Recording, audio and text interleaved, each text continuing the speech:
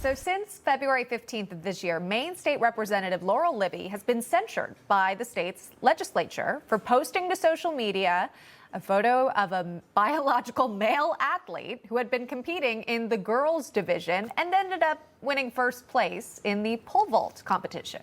But now in a 7-2 decision, the Supreme Court has ordered the Maine State Legislature to revoke its censure of Libby. And Libby taking to X, celebrating the order, saying this, quote, "This is a victory not just for my constituents, but for the Constitution itself. The Supreme Court has affirmed what should never have been in question, that no state legislature has the power to silence an elected official simply for speaking truthfully about issues that matter," end quote. And joining us now is Maine State Representative Laurel Libby, who has her voice back, essentially. Good to see you, State Rep. We've been talking to you since this began. And, you know, not only your voice being silenced, your constituents' voices being silenced as well there in Maine. Talk to us about what this means today. That really has been the key issue. Since I was censured back in February, just about 3 months ago, I have not been able to vote on behalf of the good people of Auburn and Minot. And that's unconscionable. So I'm so pleased that the Supreme Court has taken this up and voted by such a clear margin, 7-2, to give me back my vote. To be clear, I still can't speak on the floor, but I am now able to vote on behalf of my constituents, which is the most important piece of all of this. That's wonderful, by the way. You should be able to speak, I'm just saying. But it's great that you can vote. And the fact that this went up to SCOTUS is really telling. What's interesting is you mentioned 7-2.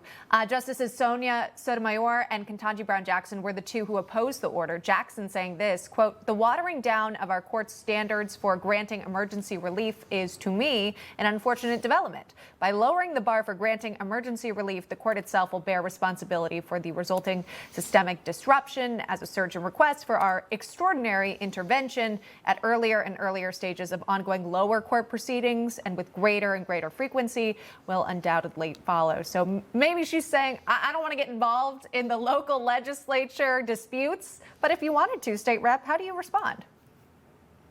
I would say I'm glad that her objection had to do with process and procedure. It didn't seem to have to do with the substance, because this case could still go to the Supreme Court. We will have our day in court with the First Circuit Court of Appeals on June 5th.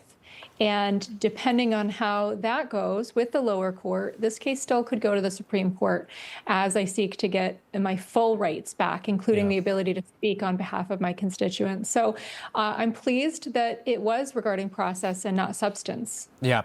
Okay. So we'll monitor that again. Not being able to speak, that was news to me. I assumed that it was business as usual. You assured us that it is not. You can vote, but you still cannot speak.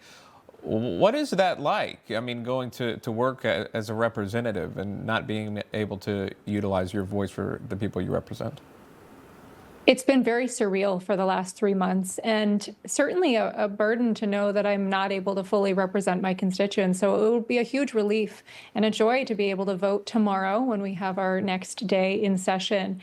And I certainly, while I would love to be able to speak on the floor as well, the fact that I can now vote on behalf of my 9,000 constituents is a huge relief. Yeah. And again, it all goes back to the belief that men should participate in men's sports and women should have their own division separate from transgender individuals. And I know you were or had been speaking out for young women, girls everywhere, and families who also share that viewpoint, which is very many.